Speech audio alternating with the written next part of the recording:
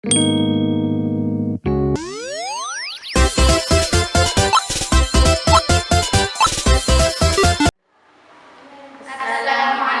warahmatullahi wabarakatuh.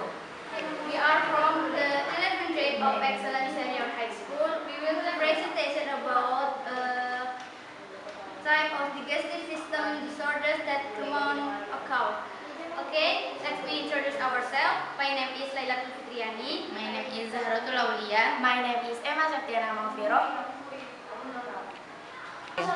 Types of digestive system disorders that commonly occur. Digestive system disorders are problems that occur in the tract organs involved in digesting. This condition can be caused by various factors, from infection to acid reflux. Systems of digestive system disorders also vary, ranging from mild to severe. The first, diarrhea. Diarrhea is an increase in the frequency of bowel movements more than 3 times a day, accompanied by change in consistency to become more fluid. This condition can be caused by dietary change, rotavirus infection, or bacteria. The second, constipation. Constipation is a change in the of bowel movements to be less frequent and accompanied by difficulty in the fasting. Hard stool, having to strain during bowel movements, feeling that there is a block, feeling incomplete after a bowel movement. The third, hemorrhoid. Hemorrhoid occur when the veins located outside or inside the anal rectum become swollen. Okay, next, gastroesophageal reflux disease or GERD.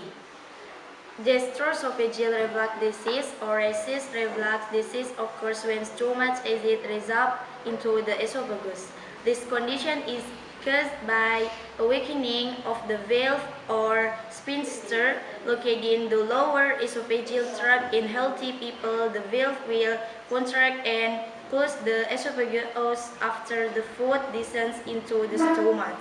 Some of the symptoms of acid reflux disease are a stinging and burning sensation in the cyst, which gets worse after eating or when laying down, pain when swallowing, the presence of a lump in the throat, sore throat if too much acid irritates the throat. And next, stomach ulcer. Gastric ulcer are sores on the lining of the stomach and upper small intestine.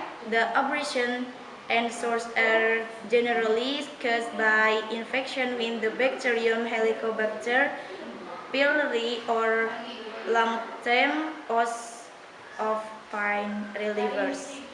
Feelings of bloating, nausea and vomiting, dark stools, change in appetite, on explaining weight loss. Okay, disease prevention and cure prevention. Eat lots of fiber every day. Fiber is not only key to maintaining digestion, it is important for overall health. Unfortunately, the daily diet often includes junk food, red meat, and foods high in fat, which can cause indigestion. A fiber diet is an important part of a healthy diet. In addition to aiding digestion, it can also help prevent diabetes, coronary heart disease, hemorrhoids, cholesterol, cancer, and other diseases. Chew enough food. Chewing is one of the most important parts of digestion, but perhaps the most overlooked. Chewing it not only helps break down food. It also a signal for the salivary glands, stomach, and small intestine to start releasing digestive enzyme. Third, exercise regularly and avoid stress. In addition to helping maintain a healthy lifestyle, exercise can also aid digestion. And next, don't overuse antacid. The acid in the stomach helps the body digest food, but in some cases, the acid can back up into the esophagus, causing the burning sensation of indigestion. Last, digestive enzyme supplements. Digestive enzyme derived from plant sources can help promote good digestion and even increase nutrient absorption.